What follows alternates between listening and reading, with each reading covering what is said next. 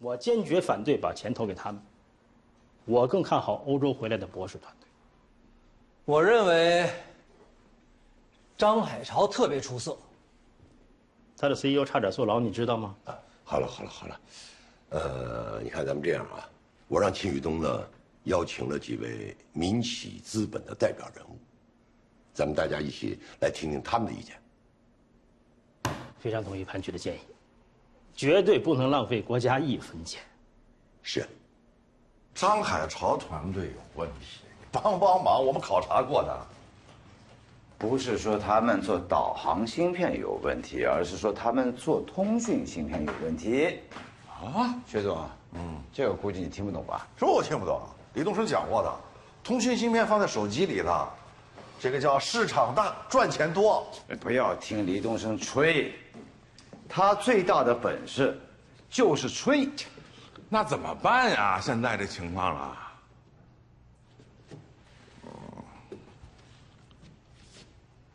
是啊，要不等东哥回来，咱们再问问东哥。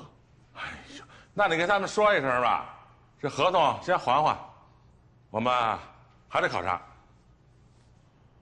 考察嘛，再考察不能耽误咱泡澡嘛。走。这是虹吸型马桶。根据力学原理，当马桶内的水面超过这个 S 弯的高点的时候，构成虹吸现象。反之，当水量过少的时候，虹吸毁坏。所以呢？所以我们需要去买一个皮揣子。哎呀，不用那么麻烦，你赶紧起来吧。我已经打电话让东升过来了。让他来干什么？他都不知道给多少家太太修过马桶了，很简单的，2个矿泉水瓶子就能搞定。是吗？来了。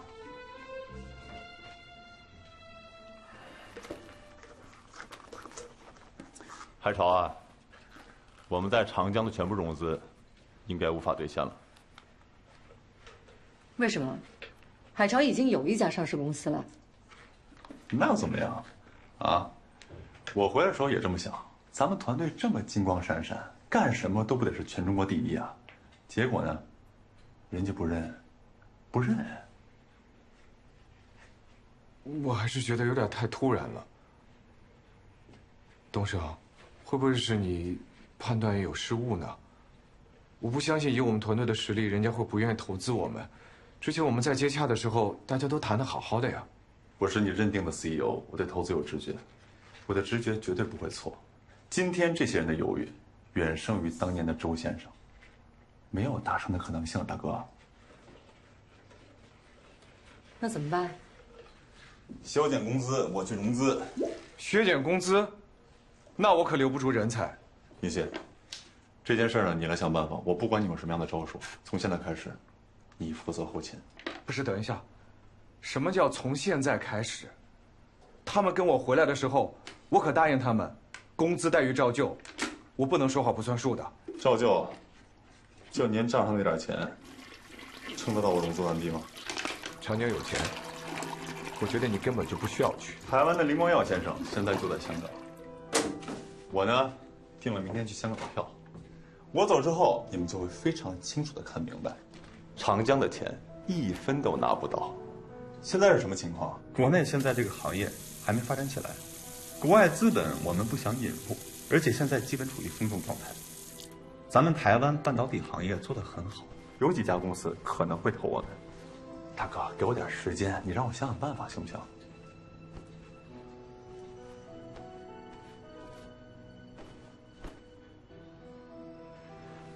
我还是觉得，我们现在有长江的支持，有政府作为背书，又有那么多的国企作为备选，而且还有民营资本的支持。东升，我认为你的担心是多余的。我走以后，太太们的事儿多操心。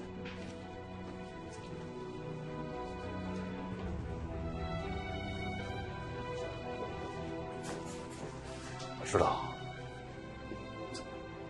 你不相信我吗？不完全相信，不然你不会去找李月嘛。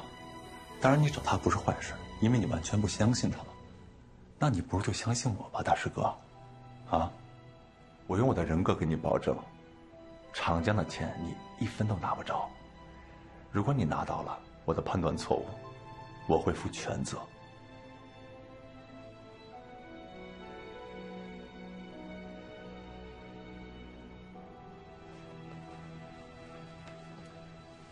好了，张太太、张先生，马桶给您修好了。Goodbye。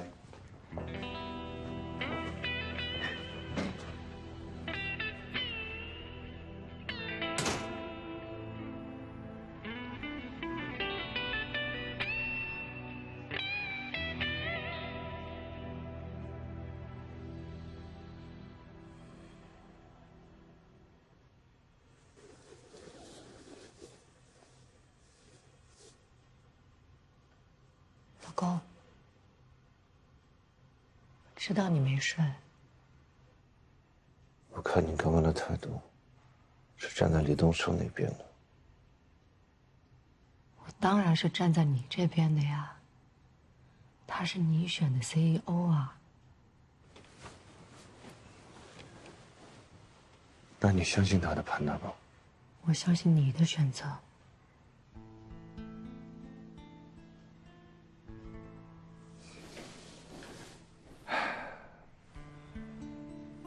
我始终有些疑惑，以我们这样的能力，怎么可能被长江拒绝呢？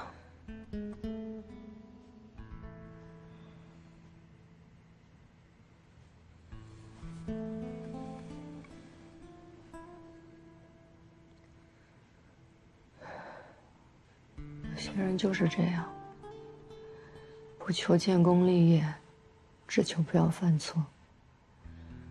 但是往往越不想犯错，就越会犯错。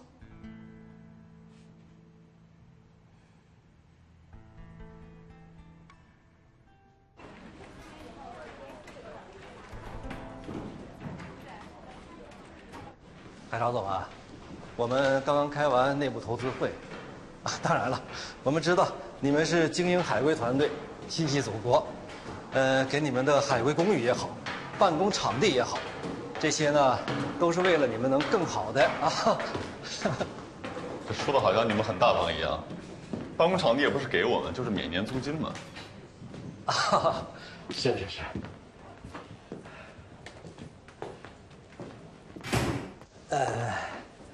不过呢，这些条件的前提，的确是因为你们原来说要做导航芯片。通讯芯片不是更好吗？啊，太难了。难的东西做出来，才会更有未来啊！我跟你们直说吧，李跃您知道吧？我们突然发现，他不但是博士，而且还是博士后。咱们上回开会也说了，他们的博士比你们多了1倍。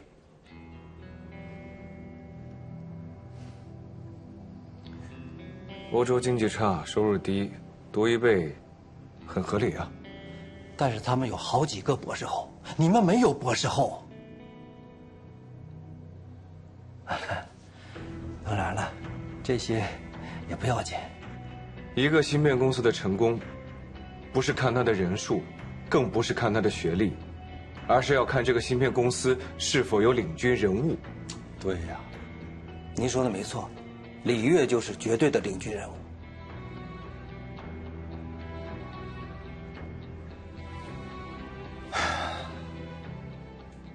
是吧？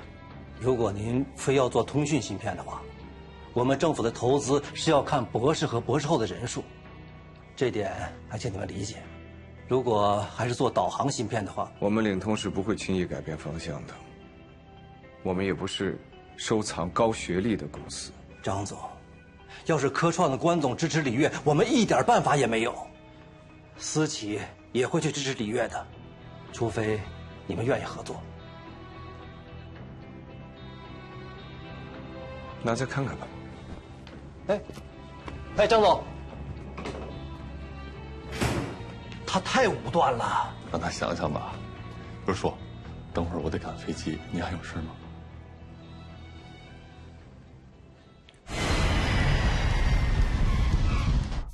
我们一会儿啊，到了目的地之后啊，大家进房间休息一下，然后我们马上就要出发了。我再善意的提醒一下啊，大家千万不要离团啊！你们的港澳通行证可都在我手上。哎呀，怎么可能离团呢？谁要离团不就傻了吗？就是。再说了，香港也是我们自己的地盘，我们这是自己回家，对吧？对呀，你太好了。好了，人到齐的话，我们就发车了啊！大家坐好，保险带系好啊。喂，搞什么搞，李东升？你人跑哪儿去了？打你电话你也不接。我在香港。哎，你真的很搞的。我就说政府有点意见啊，我那几个兄弟需要你说服说服，你就跑香港去了。说服不了。洗澡洗一次说服不了，那就洗个10次8次。你洗100次也说服不了。你们的带头大哥秦宇东已经跟李月的团队了，而且那其他几个土豪听到风声肯定就跑了。你是说东哥？我怎么不知道这个消息？你真的假的？我在这方面吃过亏，消息比谁都灵通。那他为什么要投李月呢？啊，因为他们做半导体的。先挂了啊。喂，喂，进来。东哥，哎呦，什么风把你吹来了啊？是想找我喝茶还是喝酒？说吧，哥哥陪着你。什么叫喝茶喝酒？想你不能来啊！你撒谎吧你就。哎，东哥，这个江湖上最近都在传哦，说你跟那李月到底是怎么回事啊？本来这件事我是不想对外说的，我也签了保密协议，可是没想到还是传出去了。那你为什么投李月呀？你这一投，而且又那么多钱，我那帮兄弟就傻眼了，就是整个没方向了呀。是这样，李月和园区的关荣啊，是我恩师的学生，那不是我的嫡系师弟吗？所以说，那我兄弟张海潮也很棒的啊。是，我知道张海潮非常优秀，所以说我不希望这个消息外泄的，我还是希望你身后的私企资本。还是能够给他支持，我也跟关总协调一下，希望2家企业他都能支持，这不就行了吗？你那个话讲起来就很矛盾的。是，这话听起来是矛盾，不过我觉得，海潮要是还能做导航就好了。你没有学过电子，你不知道，导航芯片和手机基带芯片这个中间转了多少个弯啊！所以说大家疑惑也是可以理解的。不是，现在不是说是疑惑，我那帮兄弟现在就翻了。别说你那帮兄弟了，我来给你介绍一下吧。这就是我的恩师，也是西南电子德高望重的老教授。当年啊，他也是带着理想回国的，可是那10年你应该知道啊，他只能在操场上扫地。现在总算等到了新时代。所以他特别想看到中国能在这个领域有所突破。李月呢是他的关门弟子。这个师弟啊是比较低调、比较能干的，在欧洲的大学，又是我恩师的母校，所以说我得支持他们。哥，过来喝茶。你都支持了，我也得支持呀。要是能行的话，我早就跟你说了。我这个师弟啊，不想有太多的资方，所以我才让你看看海潮那边的项目嘛。喝茶。不过，兄弟是个粗人，有句话你别见惯啊。说，我发现你变了。你现在总喜欢把好项目都捏在自己手里，把你不爱的那些东西扔给我们。这就是我变了。啊，你刚才还说海潮特别优秀。你得坚持自己的判断。再说了，他已经成功过一次了。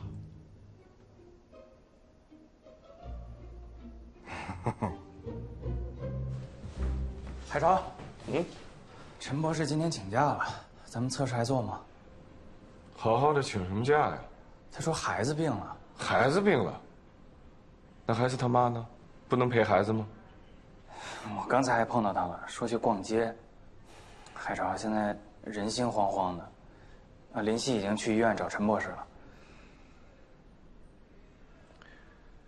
你帮我盯着测试吧，我也去看看。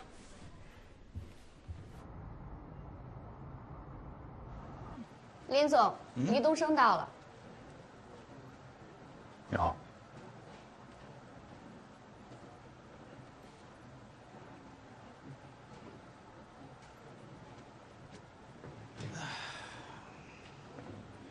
星光科技是96年成立的，也是 NAFA 的好年份。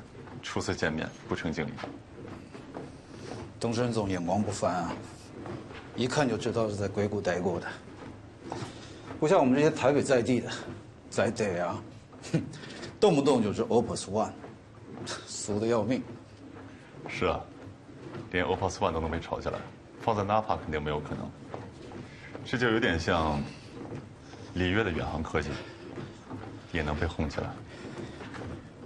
林总也是伯克利毕业的，算是 Brian 的学长。既然都是识货的人，我就有话直说。您愿不愿意给领通科技助力？你这人挺有意思的。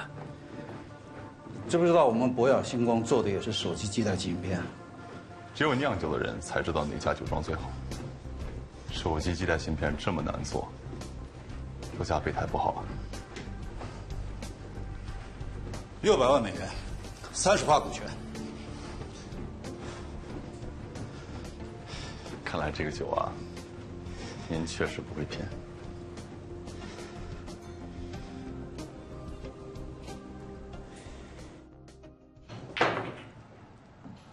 600万美金，10%的股权。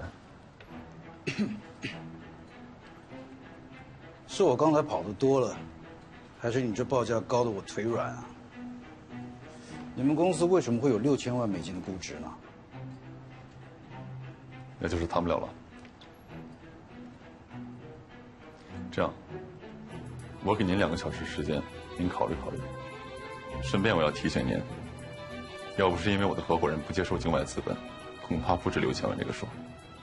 实在价钱谈不拢，我只能说服我的合伙人，再辛苦一下，飞趟硅谷。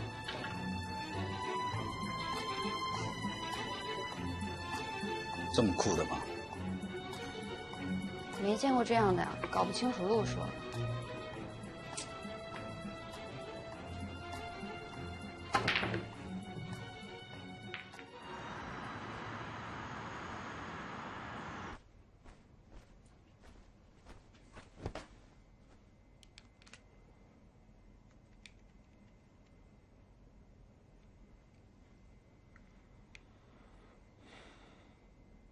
子夏，哎，我想让你帮我个忙。哎，朱先生嘛，我东升啊。是你啊？哎，是，您最近好吗？挺好啊，找我有什么事吗？啊，没有，就挺想您的，想起您以前跟我说的很多话，我觉得很有道理。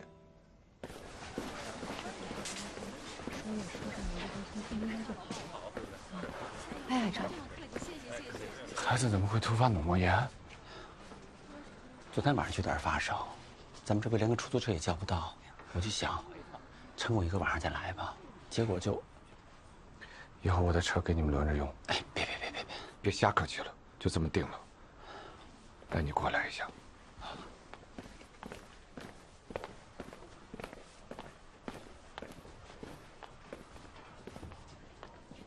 孩子病成这样了，你太太怎么没来啊？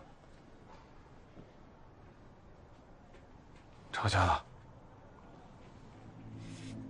吵什么呢？你这么辛苦，太太应该支持你啊。没办法，住太远了，耽误了孩子的治疗，你说能不生气吗？不好意思啊，我太太分贝不低，人太公寓的隔音条件又差，打扰你们了。没事儿。你工作那么辛苦，希望你太太以后能够多多支持你，好不好？多理解你。 客观因素可以理解的，他们刚回国，肯定各方面都不习惯。我们住的又确实太偏了，需要一个适应的过程。他闹着要回去，所以这里没事情做。政府不是已经给安排工作了吗？他是做会计的，在美国，好歹1个月3000美金，在这儿3000人民币，落差太大了。在长江这个地方，一个处长1个月才800块钱，你说我还能让政府再怎么照顾我呀？这些道理我都懂，但是他慢慢来，慢慢来吧。那这样，刘鑫，你回头跟陈太太聊一下，我们工作就这个性质，实在是没有办法，还是要请她多多支持和理解，好吗？知道。还是我来谈吧，他那事儿太多，又挑剔。没关系，没关系，交给我，我会好好跟他谈的。你就只管专心的做好你的工作就行。辛苦啊，陈博士。太感谢了，谢谢啊，别麻烦了。辛苦。林总，我问过了，的确有硅谷投资追着李东升，红木投资是一家，硅谷华侨基金又是另外一家。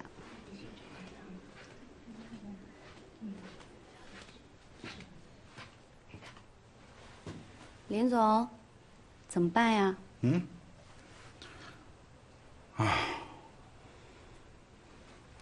就把他叫回来。好。还真是挺难叫车。我们住的那边更难叫，每天到了下班的时间，连个出租车都叫不到。所以我说了嘛，我的车给他们轮着用。37个博士，哎，1个月轮1天都轮不过来。以后等我们公司做起来了，我一人送他们1辆。公司做大了，需要花钱的地方就更多了，你可以送他们自行车。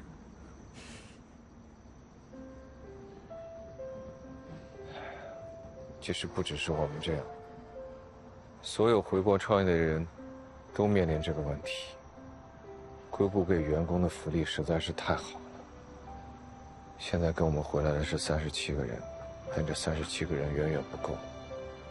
我们只有对他们更好，剩下的那些人才才会愿意跟我们回来。但是硅谷都发展多少年了，长江才几年，我们领通呢，才刚刚出生而已。所以就更不能减薪了，否则员工的心思都不在领通了。一家无法兑现承诺的企业是走不远的。减薪是肯定不可以，但是我们账上的钱真的不多了。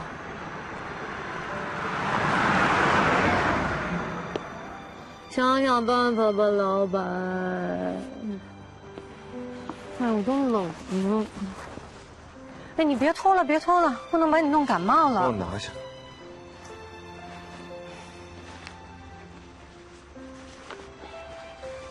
听话啊，乖。我去给你们拿汽水啊。今天吃的简单一点啊，饺子马上就好，开动啊！不要等。现成的饭就是最好的，我不挑。哎，我来帮你吧。你做的呀是真不错。你们也帮了很多。哎，孩子怎么样了？好点了吗？现在是好一点了，但是再这样跑来跑去还是会有问题的。这不，刚刚又咳嗽了。我刚好有一件事要跟你商量呢。明天我要用下司机和车，孩子要上学。明天不是周末吗？他呀，要上兴趣班。哎，明天我们也有兴趣班啊。哎呦，还真是，孩子们那么多兴趣班，也怪我。你说我早的时候应该做个列表，把车轮流给你们使用就好了。哎，你们有没有想过买个车啊？这样方便很多的。我查了一下，国内考驾照的流程很麻烦的。再说了，谁敢在这儿开车呀？到处都是自行车，让我在这儿开车，非得吓个半死不可。哪有你说那么夸张啊？慢慢习惯就好了。是啊是啊，小朋友来吃点饺子，你们吃你们吃。林夕啊，我可是不买车的啊，我是要把钱存着，将来在市区住的。孩子这样跑来跑去太辛苦了。你看明天我们2家都要用车，这怎么办呢？哎，你最有办法了，你给想想办法。来来来，去。你们也真是的，最后总要买车的。确实是不好意思啊，但是我们的先生们都在加班嘛，而且我们这心里面也没有安全感。我老公的资历还不够做保证的。陈太太，你放心好了，车明天给你用。李太太，你这边呢，我另外给你借一辆车，再给你派个司机。周末啊，你们就带小朋友去上补习班，回来之后我给你们做饭，好吧？你们回来直接吃现成的，放心啊。有我在呢。哎呀，那就辛苦你啦。不辛苦，应该的。我有个姐妹在美国开预备厨房的，我做点小菜不算什么的，你们吃得开心就好。那时候有些太太看起来很折腾，后来才明白，所谓的折腾，是出于对创业的迷茫。情怀这东西，或许是走着走着才会有的。好，明天再来啊！再来。哎，要番茄啊？前天5只番茄只要2块钱，今天3只番茄要2块。哎呀，涨价了呀！1块钱想买3个番茄买不到的，拿都拿不到。哎呦，帮忙，便宜点。哎，算了，老顾客了啊。明天再来啊！明天再来。好。老板娘，哎，豆腐1块钱一块。豆腐本来就是1块钱一块啊。这么贵啊？给我1块隔夜的。不要瞎讲好吧，我们没有隔夜的。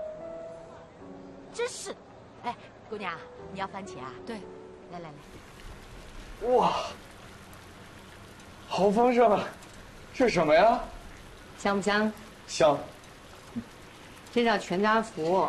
小时候我们家过年啊都吃这个，一大家子人全够吃的。待会儿还得把这个虎皮鸡蛋放进去，再熬一会儿。可惜了，我今天牙疼，又肿，吃不下去。哎呦，张不开嘴。天哪，你这牙怎么老发炎呀？这样可不行。哎呀，你说我张海潮何德何能，可以娶到像你这么贤惠能干又美丽的老婆？我帮你包鸡蛋吧。我来。烫啊！没事，我皮糙肉厚的。哎呦，跟你说了烫吧，傻。我今天早上去买菜的时候呀，看见那个阿公阿婆，就为了几毛钱，在跟那些卖菜的讨价还价，争论不休。我有时候想想，我觉得我们像活在另外一个世界一样。你说我们请回来这些工程师，每个人年薪都是好几十万的。没办法呀，做一个芯片设计公司，至少需要3个架构师。他们要是留在硅谷的话，得到的钱会更多。我有时候在想啊，我们的那些前辈啊，真的是太厉害了。他们是怎么做到，只吃一点粗粮，就可以在青海待一辈子，哪怕不回家都没关系？到底是什么精神支撑了他们？就是他们能把这些精神分给我一点儿，我再去分给那些博士们就好了。你已经很了不起了，这么厉害的 CTO 还在这给我包鸡蛋。哎，哟，疼啊！对疼不起，亲一个就是疼。哎，不疼了。你说你娘！哎，你说你老婆在美国给你养那人呢孩子，你对得起她去吗？看看。哎，你别低着头，你睁开眼说句话。跟你们有什么关系？怎么没关系？陈太太，必须要有交代。怎么了你们？你们还不知道吧？他有外遇了，就是咱们回程航班上那个空姐，他要跟他老婆离婚呢。在飞机上我就发现你跟他在那眉来眼去。这空姐眼睛瞎了？怎么看上他了？为什么不看上他老婆在美国都要自杀了。别在这装可怜了，赶紧说句话。你说呀！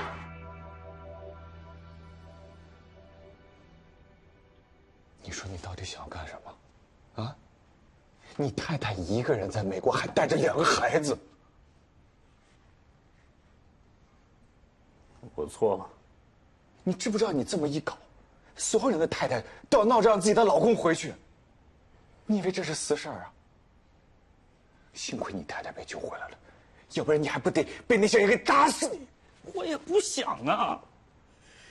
我们家那位动不动就拿死威胁，我这辈子太窝囊了。那你当初不喜欢他，你为什么要找他呢？我跟他结婚的时候我太年轻啊。那没人逼你结婚呀，他逼你了？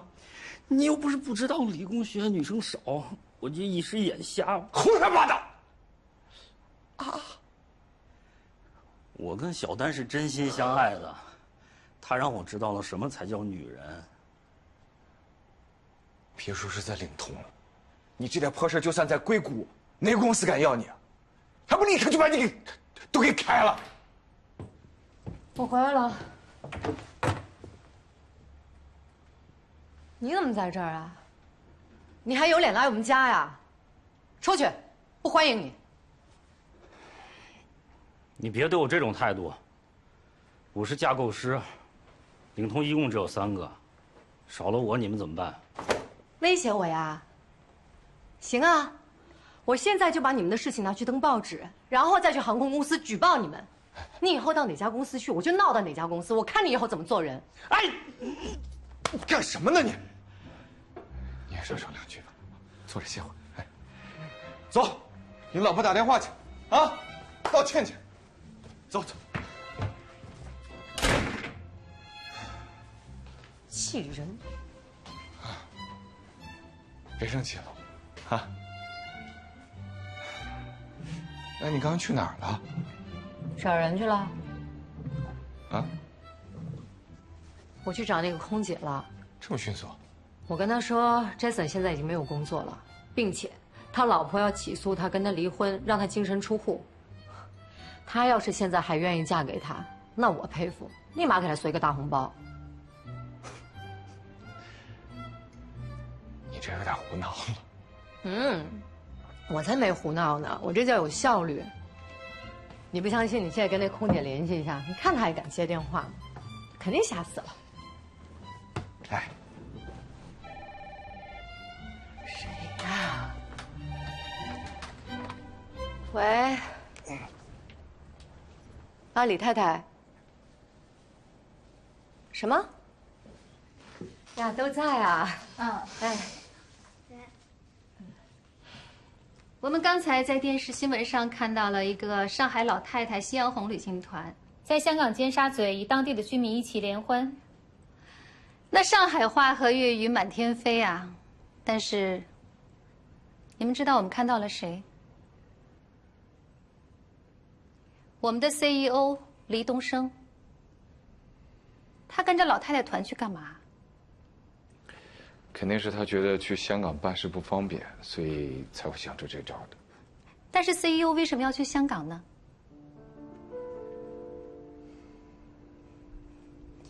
我也不傻，我以前是做财务的。是不是我们国内的钱出了什么问题，所以黎东升才打着旅游的旗号去了香港，对吗？不是这样的，资金的问题我们已经解决了。东升去香港啊，是跟代工厂商量流片的事儿，这你可以放心。大家要是不信，我可以给东升打个电话，没事。哎，哎呀，太好看了！小黎，哎，来和我们一起拍张照啊！您等会儿，老板，您这帽子戴着真好看。等会儿给您拍啊。好，您先去。那赶紧着啊！哎，好的。您先不说了啊。云溪，你别急啊。可能在忙。你也真逗，跟着老太太旅行团一起来，还上了电视台。你早点通知我，给你办个商务签不就行了吗？哎，要不要给你换个酒店？啊，不用，我不能胁迫您投资吗？说好了，10%，600万美金。16个月，必须完成实验。郑海潮的技术你还信不过？我们投资部会例行对你部门进行调研。没问题。资金真的没有问题吗？没问题，你在担心什么呢？我们以前在美国多好啊！是，先生们每天只知道搞科研，回家就帮着做家务，社会关系简单，也没什么夜生活。这次杰森的事情要是不处理清楚，我们没有办法向留守在美国的太太们交代。最可气的是啊 ，Jason 竟然说他这样的理工男啊，年轻的时候就是为了将就啊，现在遇到的才是真爱。你们听听啊，理工男，谁老公不是理工男啊？你说他自己花心，别把所有人的心都给搞花了呀！啊，再说了，有千年抓贼的，哪有千年防贼的道理？没你说的那么夸张。那回来的这些人，那除了 Jason， 其他人都是家庭和睦的呀。还有，他们除了实验室就是家里，也都是2点1线的，没那么夸张。公司打算怎么处理？我看杰森还在照常上班。哎呀，我觉得我们就实话说了吧，我们就是害怕丢了老公。各位太太，这点自信你们还是要有的。就是的呀。我们也不想成为每天幻想这些画面的怨妇啊，但是事实就在眼前呀。反正这次不处理 Jason， 我们就一起回美国。哦，对，回美国安全第一啊，必须给我们处理。李太太，那我也实话实说，男人要是把持不住自己，在哪里都一样，硅谷也一样的。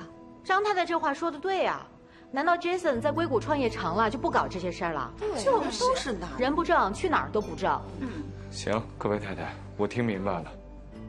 你们放心吧，这件事情我一定会严肃处理的。谁让你开除 Jason 的？啊？一天不处理好他的事情，太太团就一天不得安宁。他不是分手了吗？也认错了。这就完了？那不然呢？我刚帮你谈的投资，我跟人家说什么？我们顶级架构师没了。杜生，我把他们带回来，也要对他们的家人负责。你负什么责？你自己的儿子，你管教育，你管成才吗？可是如果我不开除杰森的话，不能服众。你开除杰森，谁带头做架构啊？啊？我们当时带着班回来，一个人得当20个人用。你了不了解一个顶级工程师在长江的稀缺性？现在怎么办？我给你拉的投资对你的实验是有时间限制的。东升，你听我说啊，现在是这样的，这些太太们的心里已经产生了极大的不安全感，他们是真的害怕。你就别说他们了，我都害怕。旧金山飞上海才10几个小时，就能闹这么一出。那你可以让米兰达来啊。你这不是引狼入室吗？哎，你可以让刘涵离婚，然后娶米兰达，这样团队多稳固啊！你是人吗？反正我不管啊，投资我拉了，技术和后期问题是你们的事儿。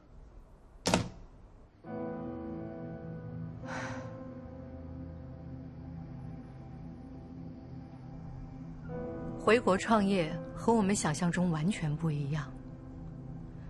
看着眼前的一地鸡毛，我头疼欲裂，连向来镇静的海潮都茫然起来了。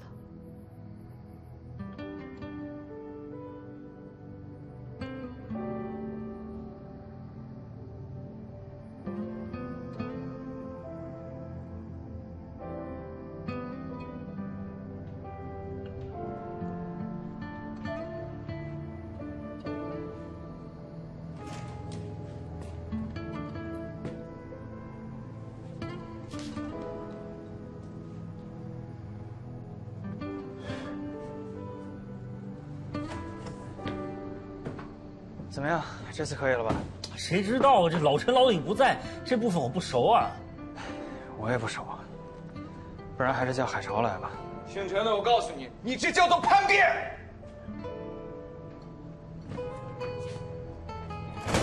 有本事你自己来找我辞职啊！啊！咱先自己试试吧，实在不行再叫他。哎，要是东升在就好了。海潮毕竟没有做过管理啊，不过别跟他这么说啊，他会难过的。哎，知道，我肯定不说，我自己再试试。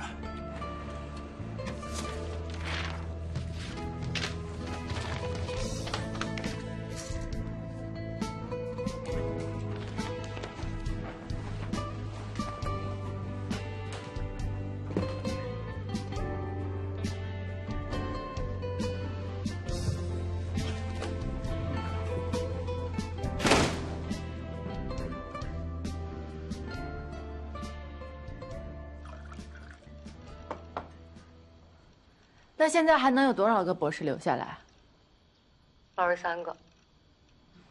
海潮肯定压力很大吧？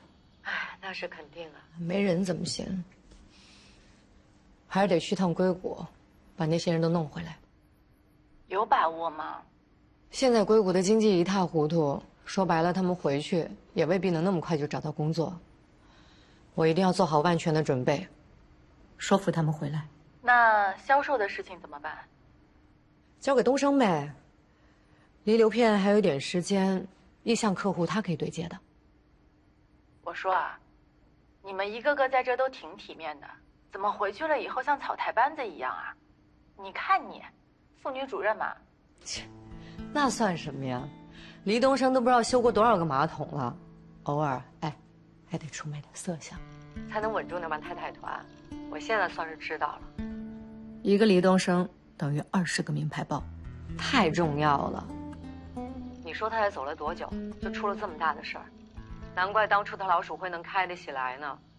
果然，好的企业家就是好的精神领袖，一呼百应，全靠个人魅力。行了吧你？哎，以后这种出卖男色的事情，你能不能让你们家张海潮上啊？我看他长得也挺帅的。得了吧，谁看他呀？你看喽，你就在旁边一边看一边哭。 600万美元，15%。15？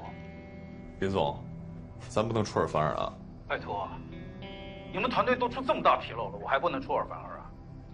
要怪就怪杰森。我要是你啊，我骂他祖宗3代，而且只能给你12个月，必须完成流片以及通讯测试。林总，您这个条件算的也太精了。我是觉得啊，你我劝你接受这个条件。当务之急，签完约后，你马上飞旧金山，把那群工程师再给弄回来，否则，这些条件就都没了。